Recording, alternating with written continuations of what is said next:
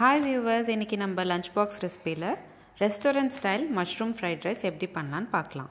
இந்த fried rice பண்ணுறதுக்கு எந்த சாஸும் யூஸ் பண்ணாமல் பண்ணியிருக்கேன். வாங்க பார்க்கலாம் எப்படி பண்ணுறதுன்னு. ஒரு பேனில் 20 ml ஆயில் சேர்த்துக்கோங்க. கூடவே பொடிசாக கட் பண்ண வெங்காயம் சேர்த்துக்கோங்க. நான் ஸ்ப்ரிங் ஆனியனில் இருக்கிற வெங்காயம் சேர்த்துக்கிட்டேன். 3லேருந்து 4 பல் பூண்டு நல்ல பொடிசாக கட் பண்ணி அதையும் சேர்த்துக்கோங்க.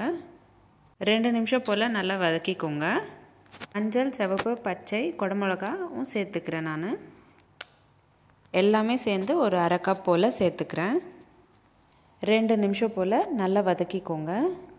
ரெசிபி பசங்க ரொம்ப விரும்பி சாப்பிடுவாங்க. எப்போவுமே ஃப்ரைட் ரைஸ்க்கு கொஞ்சம் காய் நல்லா அதிகமாக சேர்த்துக்கிட்டிங்கன்னா அது ஒரு தனி டேஸ்ட். இப்போது நான் பொடிசாக கட் பண்ணிக்கிட்ட மஷ்ரூம்ஸ் அரை கப் போல் சேர்த்துக்கிறேன்.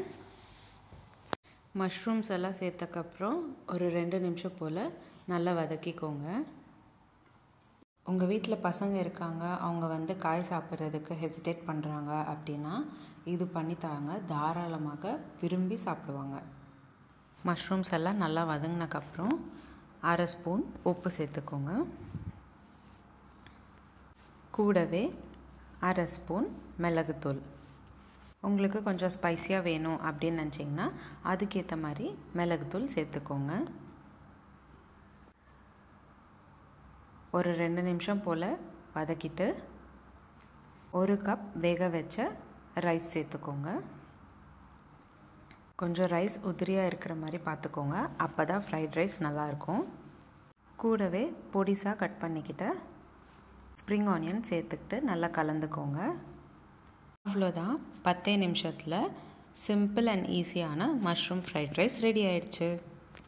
உங்களுக்கு இந்த வீடியோ பிடிச்சிருந்தால் லைக் பண்ணுங்கள், ஷேர் பண்ணுங்கள். நீங்களும் வீட்டில் ட்ரை பண்ணிவிட்டு இந்த ரெசிபி எப்படி இருக்குன்னு கமெண்ட் பாக்ஸில் கமெண்ட் பண்ணுங்கள். இதே மாதிரி டெய்லி ஒரு ரெசிபி பார்க்குறதுக்கு என்னோடய சேனல் சப்ஸ்கிரைப் பண்ணிக்கோங்க. மீண்டும் சந்திப்போம் ஒரு அழகான ரெசிபியுடன். தேங்க்யூ.